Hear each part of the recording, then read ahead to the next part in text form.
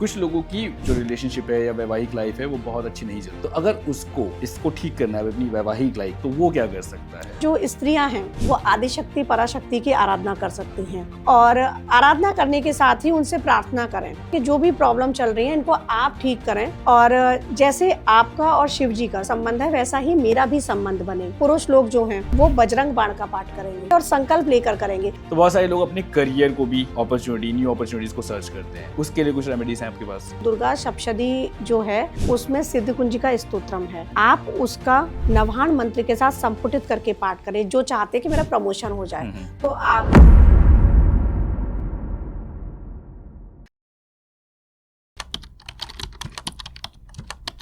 कुछ लोगों की जो रिलेशनशिप है या वैवाहिक लाइफ है वो बहुत अच्छी नहीं चल रही है, ठीक है। अगेन कि किसी एस्ट्रो को कंसल्ट करना वो एक फाइनल और इवेंचुअल एक सिचुएशन होती है, कोई भी कर सकता है, लेकिन कोई सोचता है, हिचकते हैं, बहुत सारे लोग हेजिटेट होते हैं कि मैं नहीं जानना चाहता या मैं क्यों बात करूं जाके अपनी पर्सनल लाइफ के बारे में किसी थर्ड पर्सन से। तो अगर इसको ठीक करना है अपनी वैवाहिक लाइफ को, तो वो क्या कर सकता है? ये भी हम सबके लिए कॉमन ही बताते हैं, चार्ट दिखाने की जरूरत नहीं है। इसमें देखिए कुछ जो चीज हमने लास्ट में भी एक बार डिस्कस करी थी पॉडकास्ट में कि यहाँ पर अंडरस्टैंडिंग सबसे बड़ी चीज है ना, कि एक समझ रहा है दूसरा समझना नहीं चाह रहा है ना, वो चीजें हैं। तो अंडरस्टैंडिंग को हम नहीं ठीक कर सकते, वो दोनों वही बंदे ठीक करेंगे आपस में। लेकिन अब रेमेडीज पे अगर बात करें तो वो क्या कर सकते हैं, जो स्त्रियां हैं वो आदिशक्ति पराशक्ति की आराधना कर सकती हैं। माता गौरी के स्वरूप की वो आराधना करें और आराधना करने के साथ ही उनसे प्रार्थना करें। जैसे मैंने कहा ना कि हर किसी को सरेंडर भाव में आना है, तो सरेंडर भाव में आ जाए कि जो भी प्रॉब्लम चल रही है इनको आप ठीक करें माँ गौरी। और जैसे आपका और शिव जी का, शिव और शक्ति एक ही है, जैसे आप लोगों का संबंध है वैसा ही मेरा भी संबंध बने, है ना। बहुत से लोग राम सीता या राधा कृष्ण की आराधना करते हुए ये विश करते हैं, लेकिन उनका आंतरिक संबंध तो था लेकिन विच्छेद भी थे। बिल्कुल वनवास था, सीता माँ का बाद में भी वनवास था। और लेकिन जो सती हैं उनका ठीक है आत्मदाह हुआ, लेकिन पार्वती जी के साथ पुनः उनकी और साथ ही रही फिर वो शिव शक्ति, है ना। तो आप ये उनसे सौंपते हुए कि ये समस्याएं हैं और आप ये ठीक करें। अब पुरुष लोग जो हैं तो वो क्या करेंगे, वो बजरंग बाण का पाठ करेंगे, बजरंग बाण का पाठ करेंगे और संकल्प लेकर करेंगे, क्योंकि ये तो कोई भी नहीं चाहेगा ना कि घर में कलेश हो। तो आप संकट मोचन का आप संकल्प लेंगे हनुमान जी का, और संकल्प लेकर 21 दिन कर सकते हो, 41 दिन कर सकते हो, एक अनुष्ठान रूप में। और वैसे फिर आप नित्य प्रतिदिन करें। बजरंग बाण क्या है, इसमें राम जी को दुहाई दी गई है बजरंग बाण में। तो उसमें क्या होगा कि जो भी समस्या है वो आप दुहाई देकर पूरी करवा रहे हो, और ये समस्या पूरे परिवार को प्रभावित कर रही है। और स्त्रियां माता गौरी की पूजा करें। ऐसा करने से 100% बोल रही हूँ चीजें ठीक हो जाएंगी। कुछ फिर खुद के ऊपर तो है ही चीजें ठीक करना। अंडरस्टैंडिंग जो आपने बिल्कुल बिल्कुल मैम, लेकिन यहाँ पे जो आपने बात बोली बजरंग बाण की, ठीक है, कुछ लोगों की अंडरस्टैंडिंग ये कहती है कि बजरंग बली तो खुद भी शादीशुदा नहीं थे, ठीक है, तो उनकी आराधना करने से मेरा वैवाहिक जीवन कैसे ठीक हो सकता है? बिल्कुल ठीक हो सकता है, क्योंकि वो स्त्री में ना माँ स्वरूप देखते हैं, और माँ की आज्ञा, या जैसे हर स्त्री में उन्होंने माँ स्वरूप देखा है। माँ जानकी मानी है, अंजनी सुत हैं, तो इसीलिए कई बार ना यहाँ पर आपकी एक बात से पहले एक बात याद आई तो बताती हूँ। बहुत सारी स्त्रियां पूजा करते समय बजरंगबली का सिर झुकाती हैं, ज्यादातर झुकाती हैं। तो सर नहीं झुकाना होता है, क्योंकि वो आप में माँ देख रहे हैं, और माँ की कहते हैं ना, माँ के जीवन में अगर कष्ट चल रहा है तो उसको तो वो दूर करेंगे ही करेंगे। पति भी जो कर रहा है वो आपसी संबंध के लिए कर रहा है, तो वो जो स्त्री हुई वो माँ स्वरूप में हुई। और शादी की बात है तो एक जगह उल्लेख मिलता है कि उनकी भी सूर्य की पुत्री के साथ शादी हुई थी। अच्छा, हाँ, बजरंगबली जी की। लोगों को नहीं पता। हाँ, शायद मेरे लिए पहली बार है। हाँ, तो वो एक जगह उल्लेख है इस चीज का भी, लेकिन उनका मकरध्वज नाम का पुत्र भी था, है ना। तो ये है, तो बजरंगबली जी बिल्कुल काम करेंगे, क्योंकि माँ स्वरूप में देख रहे हैं, और माँ की तो इच्छा है ना, वो जो स्त्री है, कोई भी स्त्री नहीं चाहेगी कि घर बिगड़े, है ना, वो चाहती है घर सुधरे। जो भी मेरे लाइफ में प्रॉब्लम है तो वो बजरंगबली उसका बेड़ा पार कराते हैं। बहुत से लोगों का ये भी होता है कि बजरंग बाण नहीं करना चाहिए, इसकी एनर्जी बहुत हाई है, या ये वो इसलिए कहा जाता है राम जी की दुहाइयां हैं इसमें। और ये सारे शावर होते हैं, शावर मंत्र जो होते हैं ये बहुत जल्दी प्रभावी होते हैं। बहुत कम लोगों को पता होगा। हनुमान चालीसा तो सब पढ़ते हैं, दुर्गा चालीसा सब पढ़ते हैं, ये लेकिन जो चालीसा है ना ये शावर मंत्र हैं। हम क्या इनको लाइटली लेते हैं कि चालीसा पाठ कर रहे हैं, बस पढ़ लिया। कई बार क्या होता है मनोज जी कि हम ना सिर्फ पढ़ रहे होते हैं, हमको पता ही नहीं होता कि हम पढ़ क्या रहे हैं। उसकी शुरुआत ही जो हो रही है ना, निश्चय प्रेम प्रतीत सह, है ना, विनय करे सन्मान। तो आप उसको एक एक वर्ड को पढ़ते जाओ, और पहले मैं कह रही हूँ, पाठ करने से पहले बजरंग बाण को आप पूरा पढ़ो और एक एक शब्द का अर्थ निकालो, आपको समझ में आ जाएगा ये कितना प्रभावी है। और पति पत्नी के संबंध ही नहीं, जीवन में किसी प्रकार का कोई संकट हो, आप बजरंग बाण का अनुष्ठान कर लो 41 दिन का। पुरुष कर सकते हैं, महिलाएं 21 दिन का कर सकती हैं।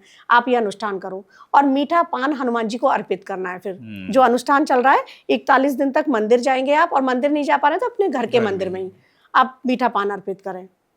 बहुत से लोगों का ये भी सवाल होगा, घर के मंदिर में अर्पित किया, उस पान का करें क्या?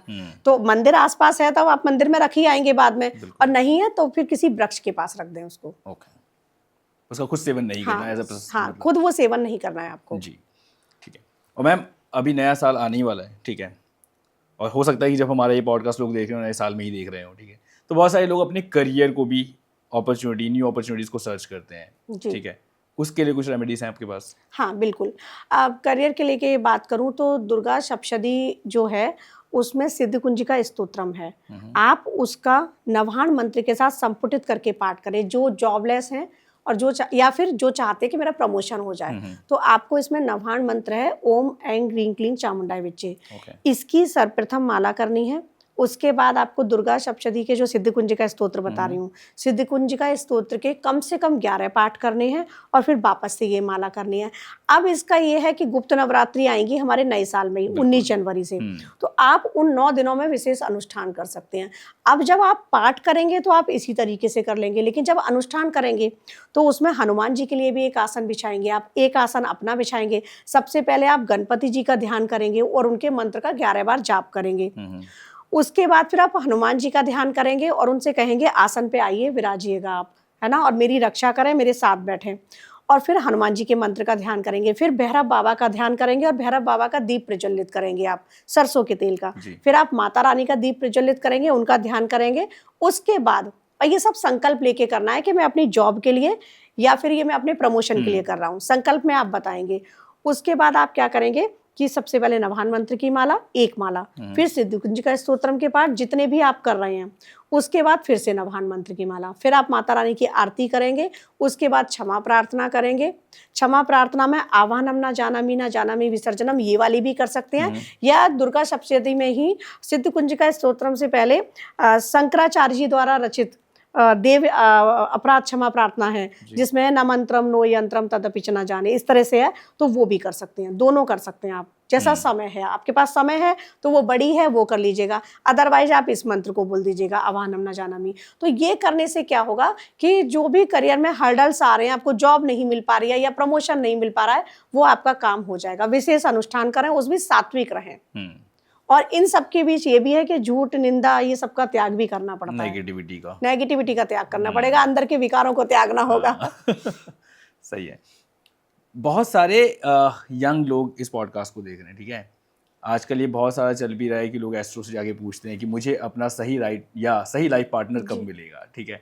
क्या कुछ सिम्टम ऐसे आने लग जाते हैं, इंसान को पता लगने लग जाता है, कुछ इंट्यूशंस ऐसी होती हैं? क्योंकि बहुत सारे लोग, यस मैरिज भी एक कंसर्न है आज के टाइम पे, या अच्छा लाइफ पार्टनर तो बहुत बड़ा कंसर्न है। क्या कुछ ऐसा होता है एस्ट्रोलॉजी के थ्रू, या नॉर्मली अगर एक इंसान को पता करना हो कि कब मुझे अपना अच्छा राइट पार्टनर मिलेगा? एस्ट्रोलॉजी के थ्रू बिल्कुल पता चल सकता है। उसमें जब हम विचार करते हैं शादी का, तो 5th का 7th का इन सब का विचार करना पड़ता है। 5th हाउस से प्रेम देखा जाता है कि लव मैरिज तो नहीं है। 5th का, 2nd हाउस का, 10th का, और इनकी दृष्टि का, सबका रोल होता है कि आपकी अरेंज मैरिज होगी या लव मैरिज होगी। वहीं 7th हाउस से आपका पार्टनर देखा जाता है कि पार्टनर कैसा होगा, किस दिशा से होगा। अब सपोज कोई पार्टनर नोएडा में रह रहा है ना, लेकिन उसका जन्म स्थान हो सकता है झांसी में हो, है ना, तो वो ये देखा जाएगा कि वो किस जगह से, किस दिशा से, डायरेक्शन से, ईस्ट से है, वेस्ट से है, सब कुछ पता चल जाता है कि आपका पार्टनर उस दिशा में होगा। तो एस्ट्रोलॉजी, जैसे मैंने कहा ना, गाइड करती है, तो आपको बता देगी आपका पार्टनर उस साइड से हो सकता है, या आपकी लव मैरिज होगी, या आपकी अरेंज मैरिज होगी, या आपकी शादी में बहुत सारी प्रॉब्लम्स आएंगी। कई लोगों के 7th हाउस दूषित होता है, या वहां पर जो क्रूर ग्रह हैं उनकी दृष्टि है। तो ऐसे में क्या होता है, उनकी रेमेडीज करनी होती हैं कि बहुत सारे लोगों के डाइवोर्स वगैरह होते हैं, तो बहुत सारे लोगों के तो खुद के कहते हैं ना आपसी मनमुटाव की वजह से हो रहे हैं। लेकिन कहीं ना कहीं ग्रह नक्षत्रों का भी प्रभाव होता है कि 7th हाउस में कहीं ना कहीं कोई ना कोई क्रूर ग्रह होगा, या उसकी दृष्टि होगी, या उसका कहीं ना कहीं संबंध बन रहा होगा। तो अगर ये आप किसी अच्छे एस्ट्रोलॉजर से पूछ लेंगे तो आप उसकी रेमेडीज कर लेंगे, क्योंकि रेमेडीज या पूजा के आधार पर चीज़ों को कहते हैं ना कि कोई मुसीबत बहुत तेजी से हमारी तरफ आ रही है, उसको पीछे ही रोका जा सकता है। आप रोक सकते हैं, और शादी का बिल्कुल पता चल सकता है, सब कुछ पता चल सकता है कि आपका लाइफ पार्टनर कैसा होगा, दिखने में कैसा होगा, या आदत व्यवहार में कैसा होगा, सब कुछ ग्रहों के आधार पर पता चल सकता है। जी।